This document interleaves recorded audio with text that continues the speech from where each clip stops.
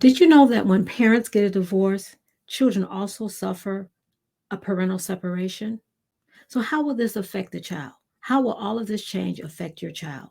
Stay tuned and we'll talk about it. So, yeah, life after divorce can be really difficult for parents. And we hear that, parents go through and it's stressful and it's traumatic. But what about the kids? Life is stressful for them also, because although the parents are getting a divorce, the kids experience a separation also from that parent that will no longer be with them.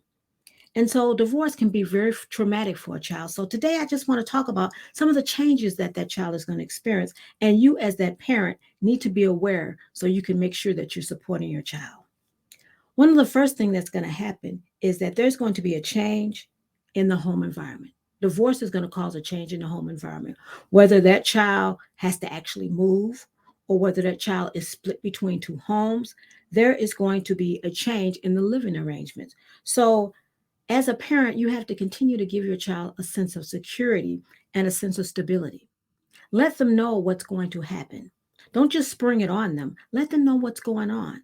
Mom and dad are not going to be living together anymore, but you're going to have two homes that you're living out of. You're going to have toys over here. You're going to have some of your things over there, and make the environment conducive to that child. Make it where that child will feel like they're at home. You can bring some of their toys from their other house over there so they can feel comfortable with it. But that's the first thing that's going to happen, is there's going to be a change in the environment. Another major change is there's going to be a change in the what we call the interpersonal dynamics, which is a change in the relationship with the child and their parent. And what's going to happen is that relationship with the extended family and friends may change. They may also experience a different parenting style. Maybe now that they're not together, maybe one of the parents wanted to always be more lenient or wanted to always be more structured. So there might be a change in the parenting styles, especially if that other parent gets into a relationship with someone else. There may be a different parenting style with the other person. So it's important to understand that they're going to need time to adjust to this. They're going to need time to adjust. And one of the good things when you talk about co-parenting is that each of the parents, they let the other one know what's going on with the child. This is new for them. If they're having behaviors, tell the other parent. And the other parent, acknowledge that. Sit down and talk with the child. Don't just leave it all on the one parent. Well, we're not together, so that's on you. You got to figure it out. No, if you're co-parenting, it's still your responsibility to take care of that child and to make sure that that child understands and that they're adjusting to what's going on. The next change is there's going to be a change in the daily routine, especially if they're going from house to house. There's going to be a change in the daily routine. They may have be changing their schedules, their extracurricular activities, their daily routines. And it's important for you to know that the child has to have time to adjust to it. Don't just say, okay, now your dad's picking you up. And the child, well, what do you mean dad's picking me up? I thought you were picking me up. Make sure they understand the schedule, especially if they're old enough. If they're like fifth and sixth grade, they understand what's going on. You can get a calendar for them and they can mark it off. These days, a lot of kids have phones. You can put it in the phone to let them know who's going to pick them up. So make sure you communicate with the child as well as the parents so they have a sense of routine so they know what's going on. If they're younger, you can just let them know when you bring your backpack over and you put your clothes in there, that means you're going to go over daddy's house. Or that means you're going to go over mommy's house. So explain it to them so they can understand what's going on. Because that's one of the things that happens is it's not explained to kids and they get anxious.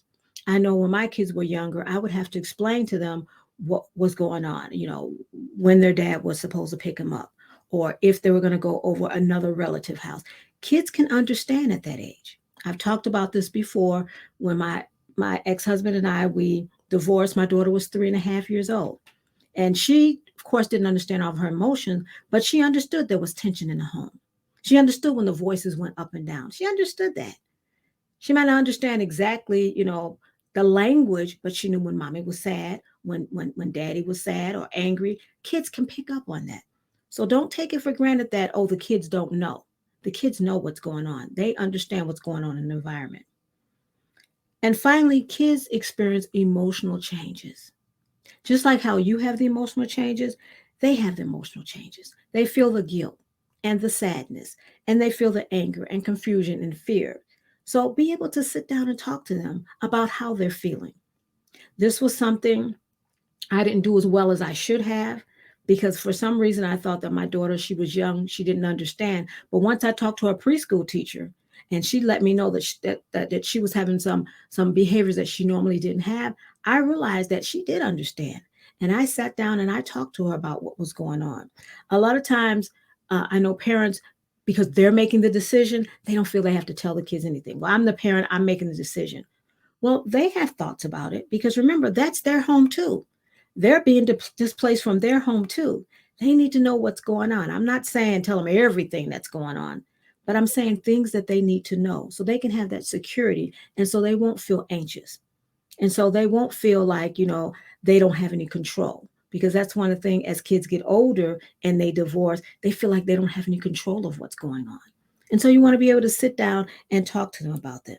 Help them to process and work through their feelings. And if you're not able to do it, then let them see a counselor or a coach.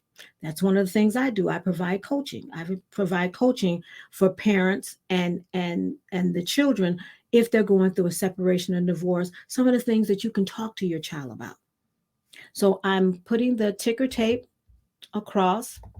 So go ahead and subscribe to this channel. If you're getting value from this channel, subscribe to it. Because one of the things that I talk about is how to help parents be successful. My name is Lois, and I am the Relatable Therapist. And I've been through a divorce. I've been right where you are. I've been through with trying to understand this whole new reality, this new journey that you're going on. So I'm here to support you. So go ahead, and if this is something that you're going through, if you're getting value, put it down there so I can see it and I can comment on them.